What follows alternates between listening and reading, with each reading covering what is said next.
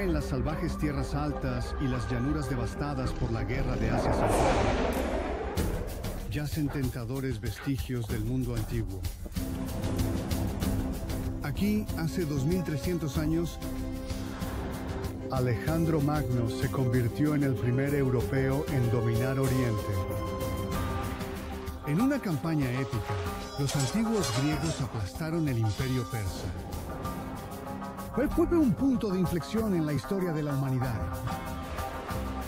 A orillas del caudaloso río Oxus, Alejandro descubrió una civilización oriental muy desarrollada. Me llamo David Adams, soy fotoperiodista y quiero explorar las huellas de este mundo antiguo, hoy casi totalmente borradas. Esta es mi búsqueda del mundo perdido de Alejandro.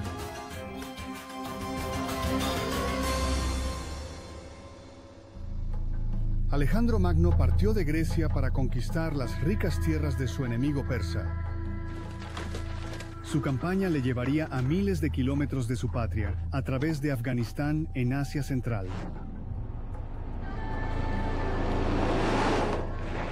Quiero averiguar cómo era el mundo para Alejandro.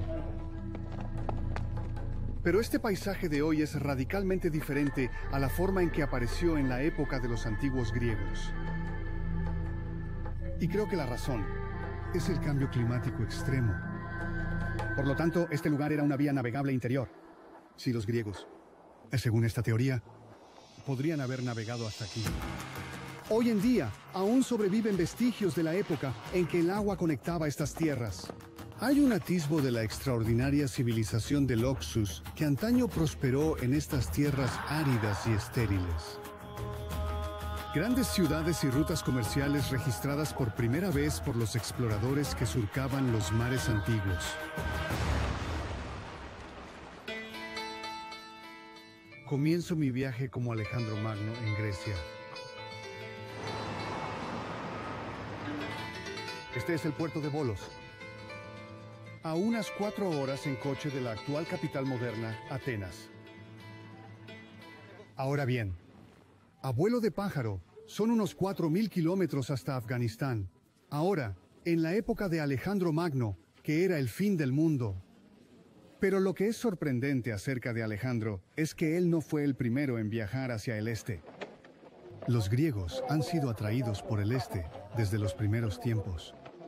Quiero ver qué conexiones hay con Alejandro y quién pudo haberlo inspirado. Entonces, los antiguos griegos eran un grupo bastante intrépido. El problema es que todas esas leyendas que rodean sus grandes viajes significa que es muy difícil averiguar lo que realmente sucedió. Pero detrás de algunas de ellas hay un elemento de verdad. Y el más famoso de ellos fue Jasón y los argonautas. Gracias al gobierno de Volos, Wayne nos ha dado el uso de su réplica del famoso barco de Jasón, el Argo, para explorar qué verdad se esconde detrás del legendario viaje de Jasón. Se cree que cuando Jasón y su tripulación de argonautas zarparon hace más de 3000 años, barcos como este surcaban el mar Egeo.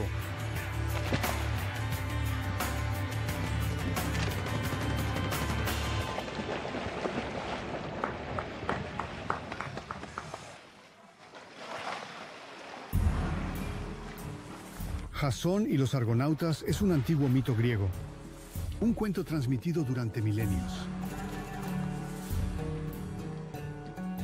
El héroe, el príncipe Jasón y su tripulación de argonautas surcaban mares lejanos en busca del mágico vellocino de oro. El vellocino era un símbolo de prosperidad para su familia y su reino. Bueno, supongo que a estas alturas te estarás preguntando qué tiene que ver Jasón y los argonautas con Alejandro Magno en Afganistán. Y si aceptamos la versión popularizada de la historia, pues nada de nada. Pero hay fragmentos mucho más antiguos que cuentan un viaje muy diferente para Jason. Ahora, si estoy en lo cierto, esto arrojará una luz sorprendente. De dónde vino la leyenda, y quizás más importante, a dónde fueron. Y eso tiene todo que ver con mi búsqueda del mundo perdido de Alejandro. Creo que los orígenes del mito de Jasón se basan en hechos reales. Quiero averiguar cómo comenzó la historia de Jasón y sus argonautas. Nuestro Jasón moderno y capitán de este Argo es Babelos Stavros.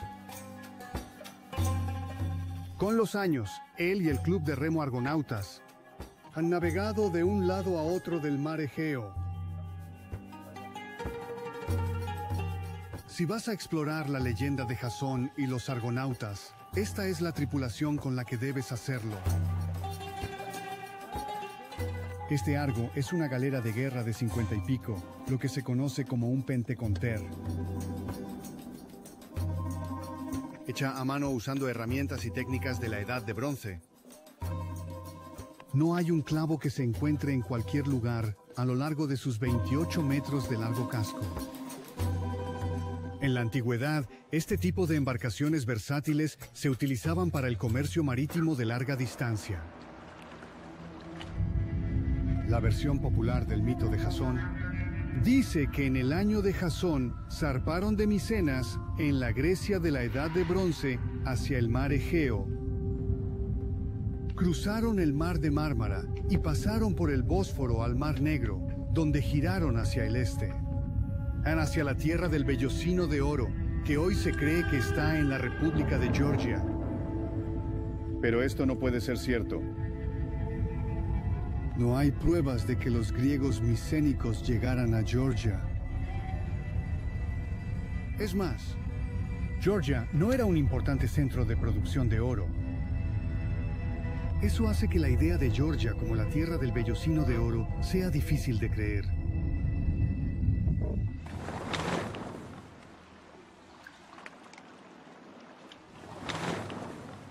Las versiones griegas más antiguas de la historia hablan de una ruta diferente y tienen una pista. Los legendarios argonautas se dirigían mucho más lejos que Georgia, hacia el remoto este. Lo que dicen es que navegaron desde el Mar Negro hacia el océano y luego rodearon África de vuelta al Mediterráneo. De lo que hablan es de un viaje fuera del Mar Negro, no hacia el Mar Negro. Ahora, si usted mira un mapa del Mar Negro hoy en día, solo hay dos maneras de salir de ella. Uno es el Danubio. El otro es el río Don. Ahora, ambos no conducen a ningún mar. Entonces, ¿era entonces de alguna manera diferente? ¿Había una manera de que usted podría navegar fuera del Mar Negro? Bueno, eso es lo que vamos a averiguar. Una de las versiones más antiguas de la historia procede del antiguo escritor griego Homero. Sus poemas épicos sugieren que hace miles de años el mundo tenía un aspecto muy diferente al actual.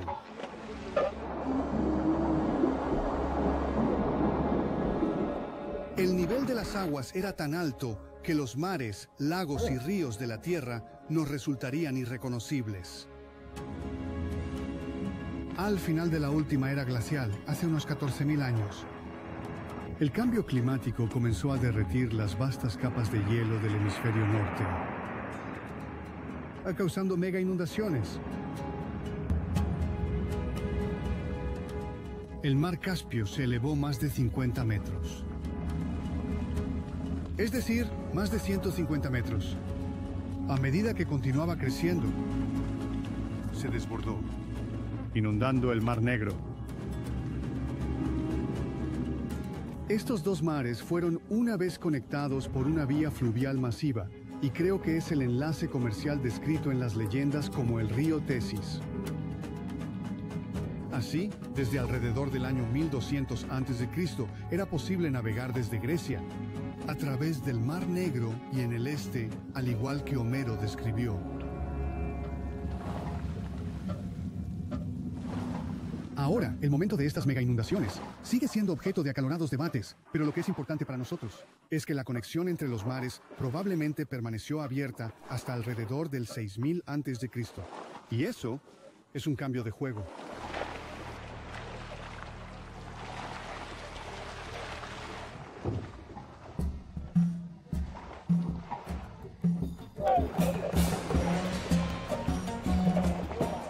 antigua historia griega de Jasón y sus valientes argonautas podría haberse originado miles de años antes de lo que pensamos, con las primeras personas que navegaron por esta antigua vía fluvial. Estamos llegando a tierra porque hay un lugar muy especial que quiero ver a poca distancia de la ciudad.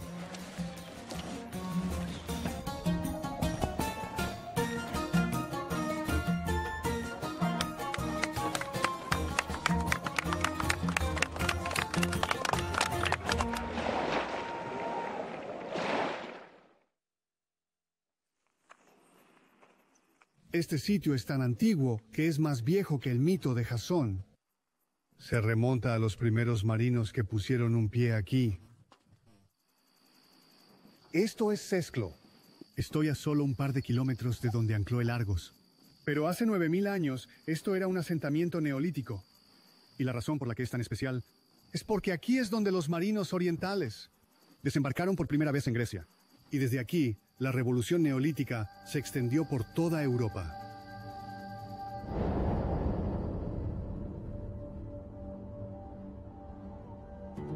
En el Neolítico, un cambio revolucionario en la civilización humana se estaba afianzando. La gente dejó el estilo de vida nómada y comenzó a cultivar. Ahora podían contar con una fuente estable de alimentos y esto, a su vez, les daba libertad para viajar. Los arqueólogos lo llaman el Gran Éxodo.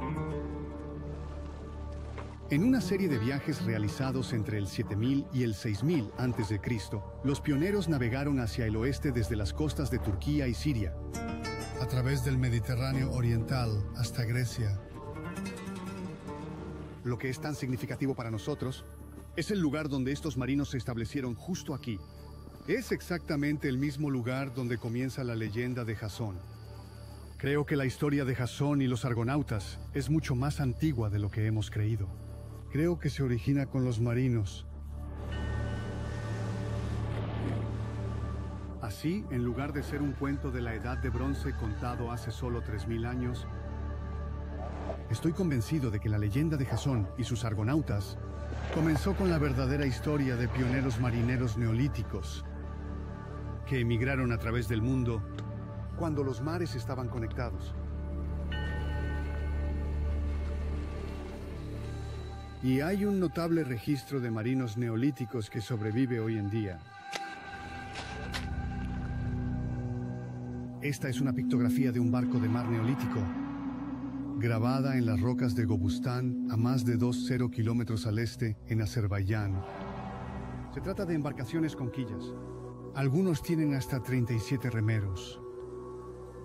Sugieren que los marinos neolíticos habían desarrollado la tecnología necesaria para la navegación marítima de larga distancia, por lo que podrían haber viajado y comerciado entre el este y el oeste. Para que todo esto sea factible, debe haber alguna prueba de que la vía fluvial que une estos mares, el legendario río Fasis, existió realmente. Como los navegantes neolíticos, me dirijo desde Grecia, a través del Mar Negro, al sur de Rusia. El nivel del agua ha descendido hasta 75 metros, es decir, casi 250 pies. Pero creo que aún sobrevive un remanente de la Fasis. Se conoce como la vía fluvial de Manich. Recorre más de 600 kilómetros, casi hasta el Caspio. En una cadena de lagos, arroyos y humedales pantanosos.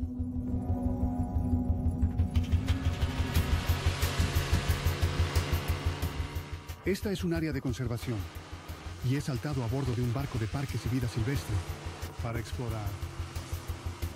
Cuando los niveles de agua aquí eran más altos, estos ríos y pantanos formaban parte de la inmensa vía fluvial Fasis.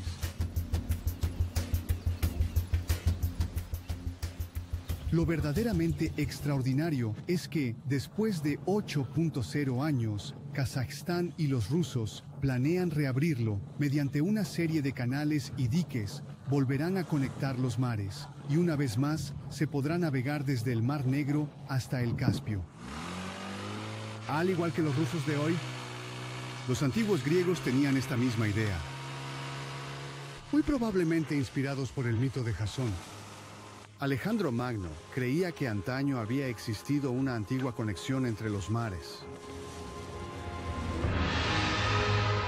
Hoy en 282 AC, un general macedonio llamado Patrocles recibió la orden de buscar en el mar Caspio para averiguar si aún era posible navegar entre el este y el oeste. El informe de Patrocles revela que hoy ha llegado al punto donde comienza el canal de Manich. Aquí, casi con toda seguridad, habría visto que todo lo que quedaba era una serie de arroyos y pantanos.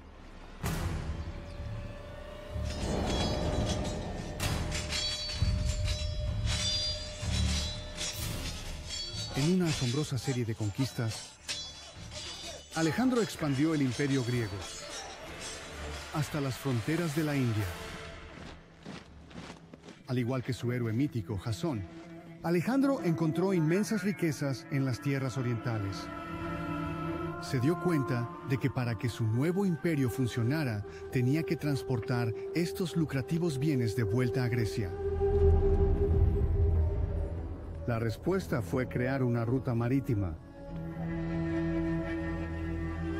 A pesar de que el río Fases ya no fluía, Patrocles aún tenía que encontrar una conexión entre el mar Caspio y las rutas comerciales de la India. Los registros griegos nos dicen que Patrocles encontró una manera de navegar desde el Caspio o al río más poderoso de Asia Central, el Oxus, una vía fluvial que fluía miles de kilómetros hacia el este.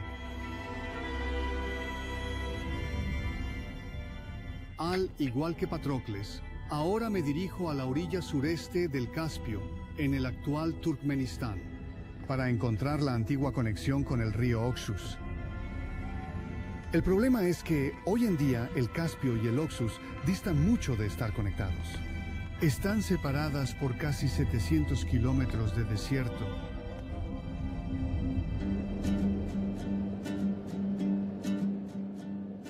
Los niveles de agua han bajado tanto que hoy es un mundo completamente diferente.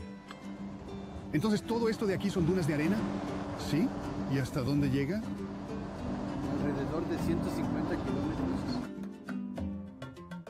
Quiero llegar al punto donde termina el Caspio hoy. Durante el próximo mes, Baba será mi guía e intérprete de todo lo turcomano. Dijo que solo tomara este camino. Y así es donde dijo que el agua termina allí.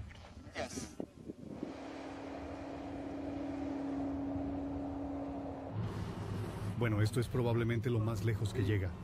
¿Podemos parar aquí? Esto se ve bien.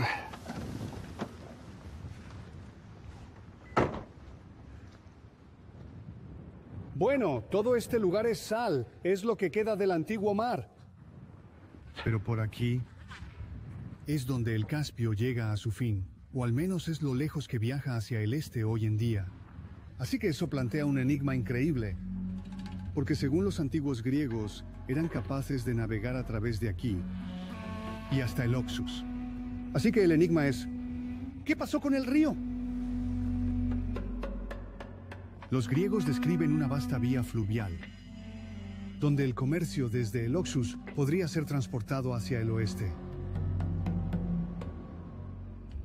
Es difícil imaginar que este paisaje estéril y salado fue una vez una ruta de navegación ocupada y fértil.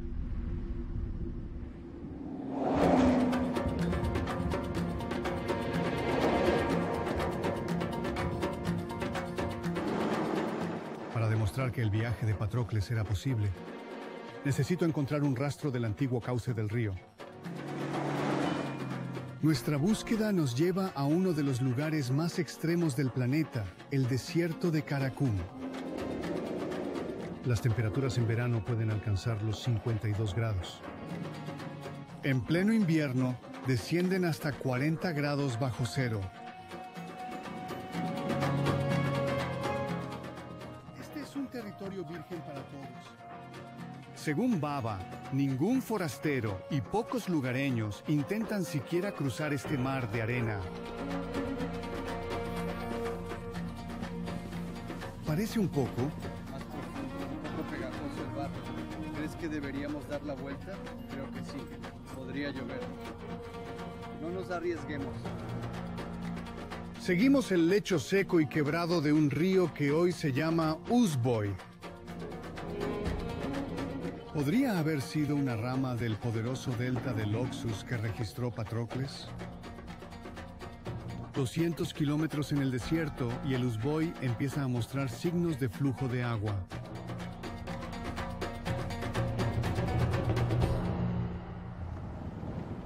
Parece un paisaje lunar, ¿verdad? Increíblemente estéril y muy solitario. Seguir el curso del río desde un terreno más alto es demasiado difícil. Así que Baba ha organizado un modo de transporte más tradicional. Frentole ha accedido a llevarnos a caballo para que podamos bajar a la cama Uzboy y explorar.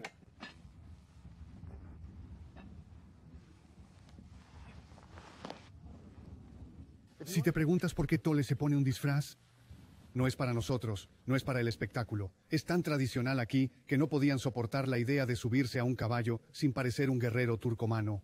Hay un dicho, aquí en todo este país, que el paraíso está en la parte posterior de un caballo. Los lugareños, como Tole, son conocidos como los Atili, la gente del caballo. Es muy posible que sean descendientes de los antiguos colonos que llegaron aquí cuando esto era un verde mundo acuático. El resto del equipo le seguirá con todo el equipo, comida y agua en este monstruo. Un Kamaz ruso, sin duda uno de los vehículos más resistentes jamás fabricados.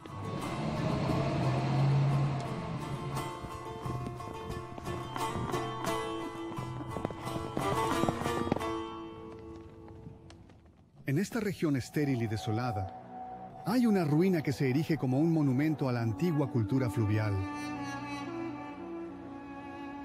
Se trata de la única fortaleza importante desenterrada en el curso de agua quebrado del Uzboy.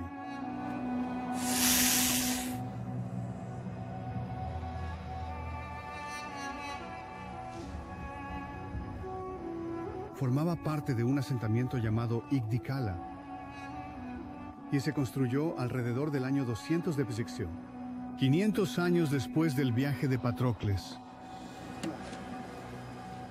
Es como si hubiera sido ayer.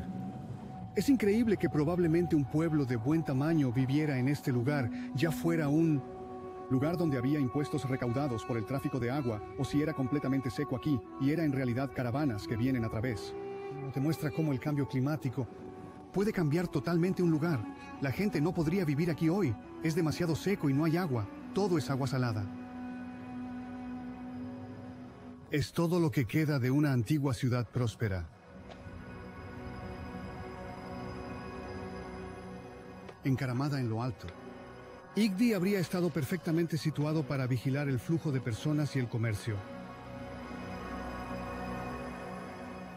Pero la propia presencia de esta ciudad fortaleza sugiere que, incluso después de la época de Patrocles, el nivel de las aguas aquí seguía siendo mucho más alto que en la actualidad.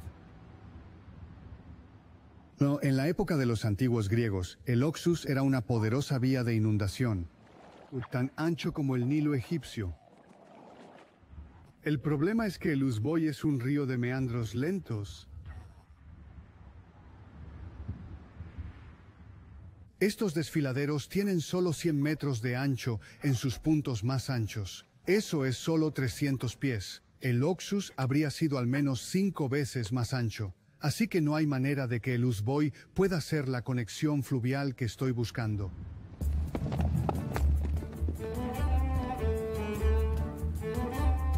Hemos recorrido más de 350 kilómetros por las arenas del Caracú. Y vamos a pasar otra noche helada en el desierto.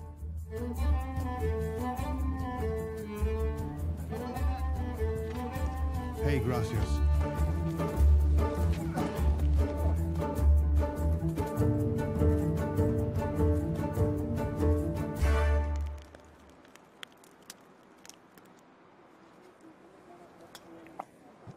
Es fantástico. Básicamente es una oveja entera hervida. Y este es el jugo. Y es fantástico. Hace frío afuera. Esto es muy caliente y el vodka está ayudando. El vodka es lo mejor. El vodka es lo mejor.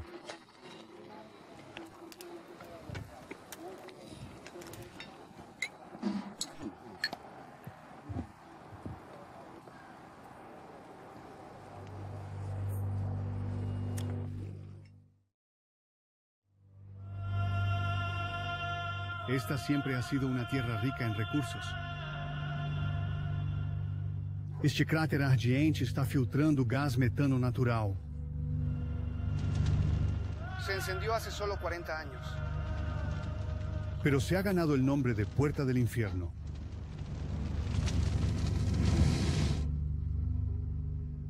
En la antigüedad, marineros como Patrocles podían utilizar este tipo de hito geográfico para navegar.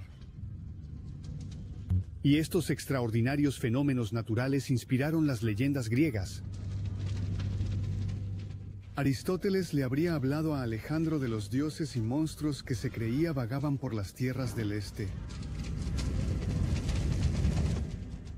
Creo que en algún lugar de este misterioso terreno desierto hay señales del antiguo delta del río Oxus que describió Patrocles.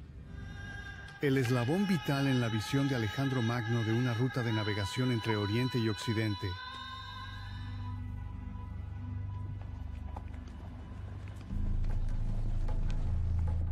Hay una teoría olvidada que podría tener la clave. En 1898, Ellsworth Huntington, catedrático de Geografía de la Universidad de Yale, analizó la fluctuación del Caspio.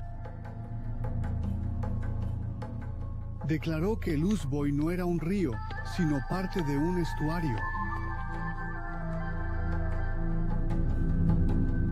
El nivel de las aguas seguía siendo tan alto en la época de los antiguos griegos que los mares Caspio y de Aral eran más grandes de lo que son hoy.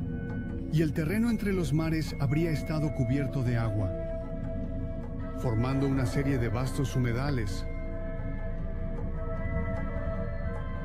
La teoría de Huntington ayuda a explicar cómo Patrocles pudo navegar hacia el este desde el Caspio hasta el gran delta del Oxus.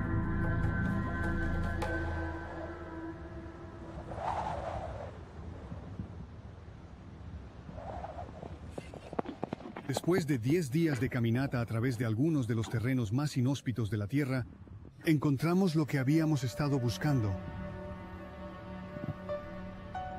Pero no estaba preparado para la grandeza de la antigua costa.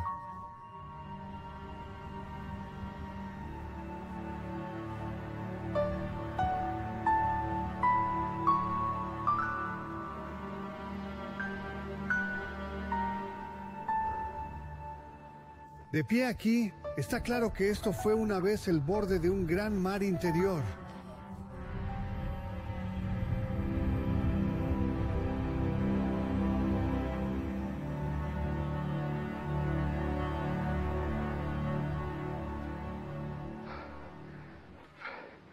Así que si esta teoría es correcta, lo que significa es el nivel del mar, todo el camino desde el Caspio, hasta aquí y hasta el Aral, era mucho más alto. Ahora, donde me detuve allí, es de 250 pies, y ahí es donde calculan. El nivel del mar llegó a... Así que este lugar era una vía navegable interior. Si los griegos, según esta teoría, podrían haber navegado hasta aquí,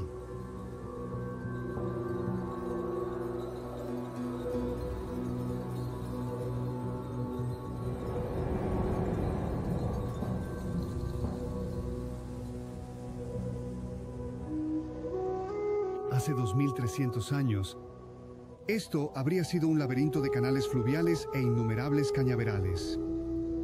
Un humedal abundante, tal y como relataron Patrocles y los griegos. He oído que al norte yacen las ruinas de una magnífica ciudad, asentada por los persas en la época en que Alejandro viajó al este.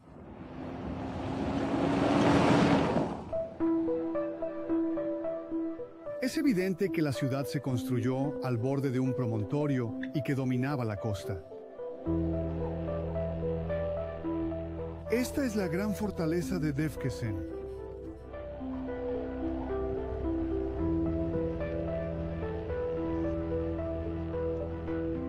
En la actualidad, Defkesan se encuentra justo en la frontera entre Turkmenistán y Uzbekistán, en tierra de nadie. Está fuera de los límites, pero sorprendentemente, Baba nos hace pasar. Ser capaz de entrar en esta fortaleza es una primicia, incluso para él. Es un viejo muro defensivo. Esto de aquí es una ciudad. La ciudad está construida sobre un escarpe de 30 metros de altura. Estaba protegida de los ataques por un sistema de fosos y murallas defensivas que conducían a través de la entrada de la ciudad hasta la ciudadela central, o Arg. ¿Has visto alguna vez una puerta o una entrada así en algún sitio? Es increíble. Tiene la forma de un hacha de batalla o un semicírculo. Eso habría sido un puente levadizo y un foso. Y luego por aquí. Hay otro foso, otro puente levadizo que te habría llevado a la ciudad. Puedes sentir a los antiguos aquí. Un lugar de prosperidad tan evidente debe contener tantas historias de vida, muerte y finalmente colapso. Es probable que los primeros pobladores fueran seguidores de una antigua religión monoteísta llamada zoroastrismo. Pero este santuario se remonta a la ocupación medieval más reciente y la llegada del Islam hace 900 años. Al secarse los humedales de los que dependía la ciudad, la eventual desaparición de Defkesen fue inevitable. Este lugar me ha impresionado, es magnífico. Y sobre todo porque no ha sido robado. Básicamente, en lo que a arqueología se refiere, está intacto. Pero si pudieras imaginar cómo era este lugar. Vivieron aquí desde aproximadamente el 400 a.C., quizá antes. Hasta aproximadamente 1550, 1600. Ahora, esto habría sido una enorme puerta en el arc central donde el Khan habría vivido.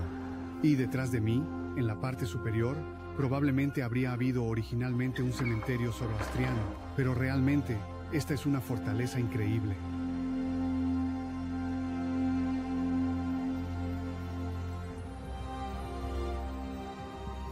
Pero Defkesen no está solo.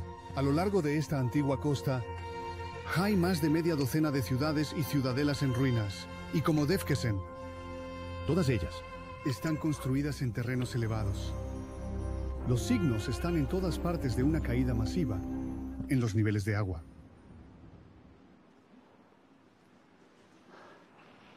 Bueno, esto es todo un agujero en el suelo. Wow. Creo. Obviamente el pozo. Y yo realmente no quiero tople en él porque si miro hacia abajo. Bueno, son unos buenos 30 metros. ¿Y lo que es? Es un indicador increíble de lo que estas personas pasaron a través de los siglos.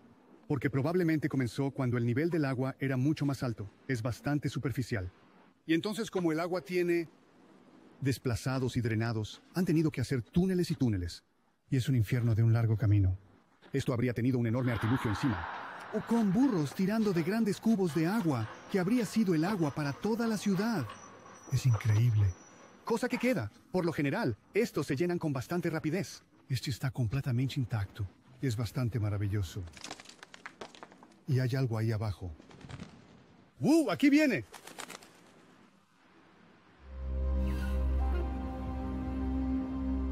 La historia de la ciudad perdida de Defkesen es un indicador siglo a siglo del cambio climático radical que ocurrió aquí.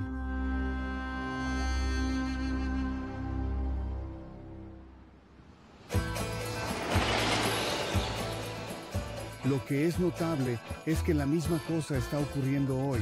Nos dirigimos aún más al norte en la estela de los antiguos griegos, en la antigua Unión Soviética. La actual Uzbekistán. Estoy buscando la costa del mar de Aral. Y hace 60 años, esto no era desierto, sino lecho marino. Hace solo 2 generaciones, las flotas pesqueras cosechaban grandes bancos de peces aquí.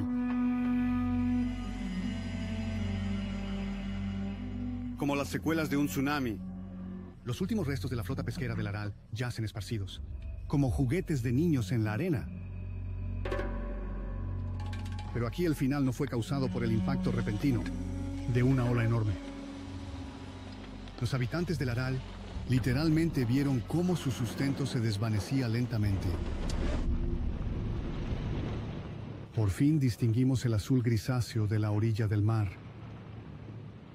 Esta costa ha retrocedido casi 100 kilómetros.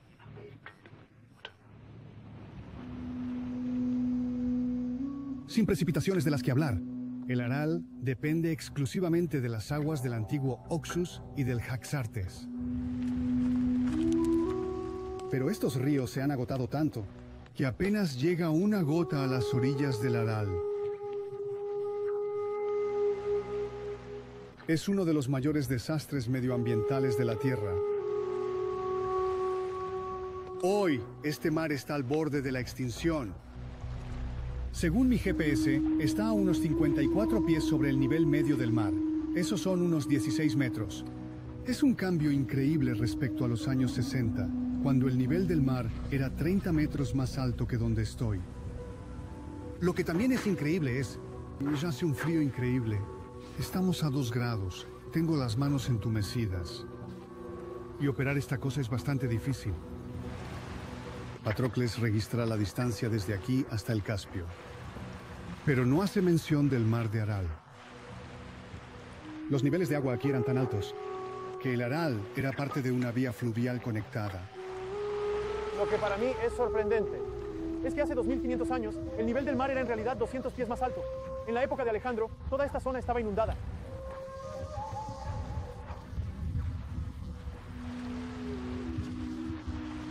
Lo que esto significa es que nuestro clima, especialmente en esta zona, ha sido muy cambiante durante miles de años. Mucho más cambiante de lo que nunca hemos pensado.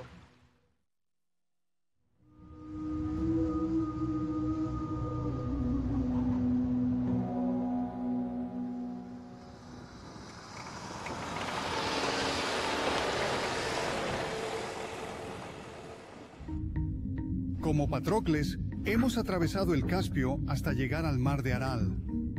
Ahora nos dirigimos al sur, hacia Afganistán, para llegar al río Oxus. En la época de los antiguos griegos, el trayecto desde aquí hasta el delta del Oxus habría sido una navegación tranquila, pero para nosotros hoy es un viaje de 300 kilómetros.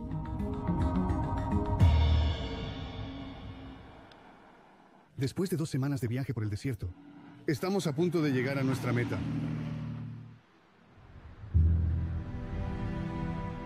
Cuando llegaron los griegos, se encontraron con el corazón de una civilización que ya tenía más de 2000 años. Pues bien, es aquí, el Oxus, lo que llamaban la gran corriente de la humanidad. Y se suponía que había mecido la cuna de nuestra raza. Ahora, hoy, todavía fluye 2500 kilómetros desde el techo del mundo, casi hasta el mar de Aral. Es uno de los grandes ríos del mundo. Hoy desaparece no lejos de aquí en 1000 canales de riego. Pero en la época de Patrocles, este río estaba en pleno caudal. Había tenido éxito en su misión. Patrocles confirmó que, tal como Alejandro había imaginado, este gran río transportaba el comercio desde la India a través de Asia Central, hasta el mar Caspio.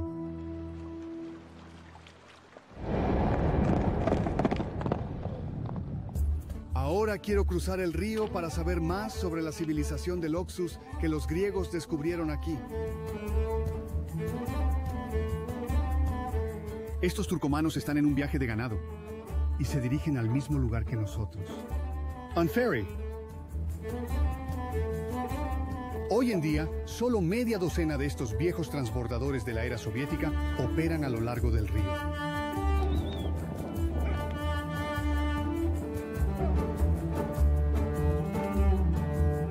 El tráfico fue muriendo lentamente a medida que disminuía el comercio del Oxus, cambiaban los países y las fronteras y se extendían las carreteras y los vehículos. Bueno, barcazas como esta han estado subiendo y bajando por el Oxus durante mucho tiempo. Durante el periodo soviético se podía navegar desde el mar de Aral. Hoy eso no es posible. Pero en tiempos de los griegos, este río habría estado lleno de tráfico.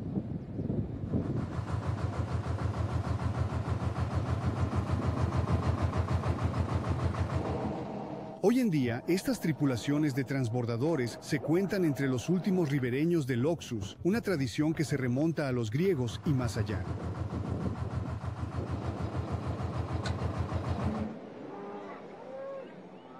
Hace mucho tiempo, el Oxus era una antigua carretera, con miles de asentamientos, ciudadelas y fortalezas repartidas por sus afluentes.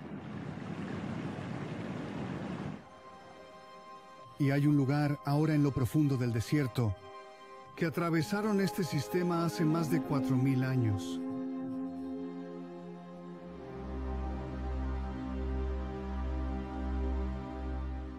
Estas son las ruinas de la ciudad de Gonur. En su apogeo, fue un enorme centro comercial en una serie de estados de la Edad de Bronce que se extienden a lo largo de más de 100 kilómetros a lo largo del valle del Oxus. Descubierta en el año del arqueólogo soviético Víctor Sarianidi, la huella de esta ciudad ha cambiado nuestra forma de pensar sobre el mundo antiguo. Incluso hoy en día, se ve claramente el laberinto de calles de Gonur.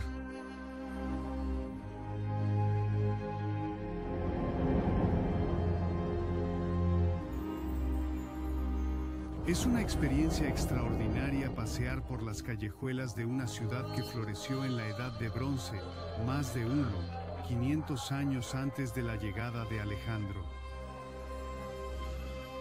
La gente que vivía aquí cocía cerámica en hornos, cultivaba cereales y criaba ganado. Los arqueólogos han encontrado incluso vestigios de un sofisticado sistema de riego.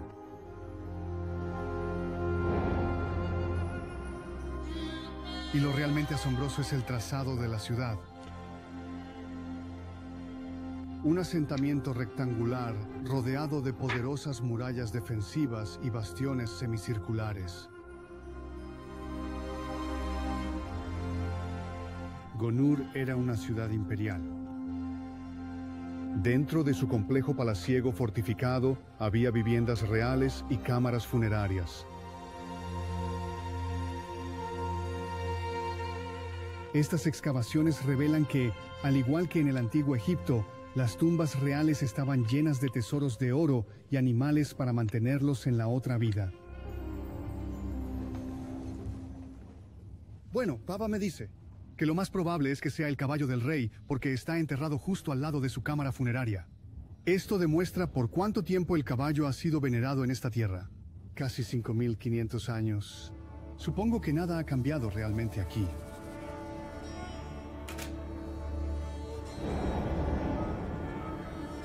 Gonur era un importante centro comercial, comparable a las antiguas ciudades de Egipto y el Valle del Indo. Parece que surgió del desierto, pero hace miles de años había agua por todas partes.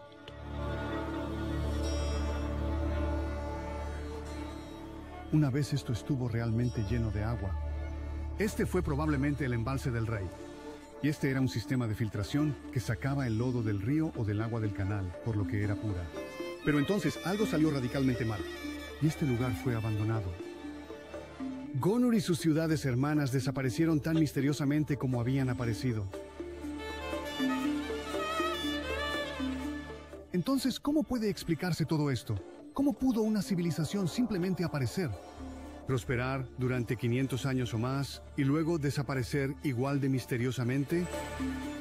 Realmente, eso es solo otro ejemplo de lo frágil que es la sociedad humana. Estos lugares prosperaron y luego se convirtieron en polvo. Ejércitos conquistadores como Alejandro pueden haber acelerado el proceso, pero en realidad ha sido el medio ambiente el que ha decidido el destino de la humanidad.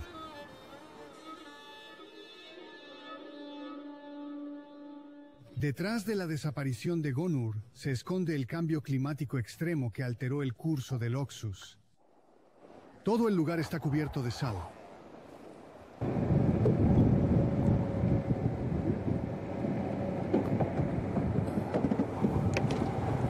¡Wow! Bueno, esto es increíble.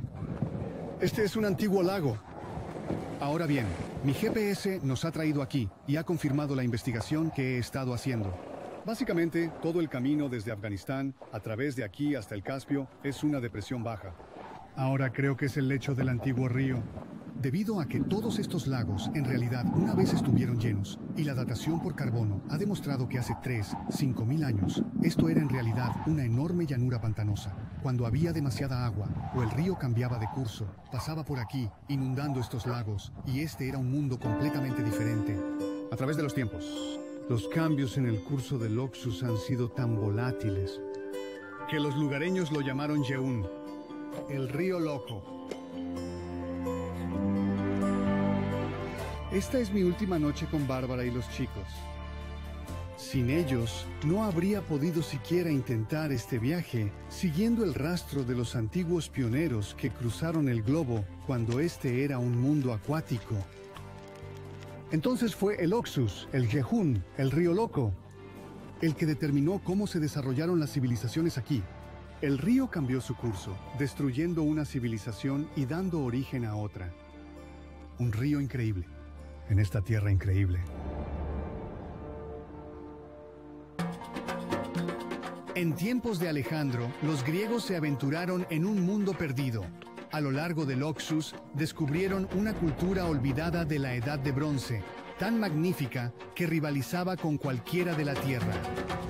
Los griegos se inspiraron en la leyenda de Jasón y los argonautas para buscar una ruta de navegación entre Oriente y Occidente. Y la extraordinaria misión de Patrocles demostró que una vez el Oxus, de hecho, fluía a través del Caspio. Hoy en día, todo lo que falta es el agua.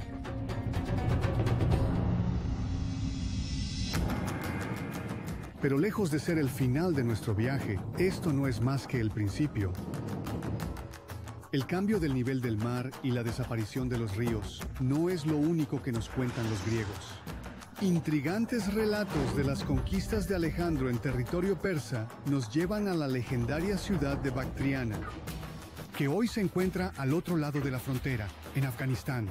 Uno de los problemas de explorar lugares como este es que estas áreas están llenas de minas terrestres. Un lugar donde las fortalezas en ruinas, asentamientos e infraestructuras ancestrales aún sobreviven. Ecos de una cultura perdida que prosperó aquí mucho antes del surgimiento de la antigua Grecia. Esta sería una de las cosas más raras que podrías encontrar aquí. Es probablemente algo así como 3500 AC.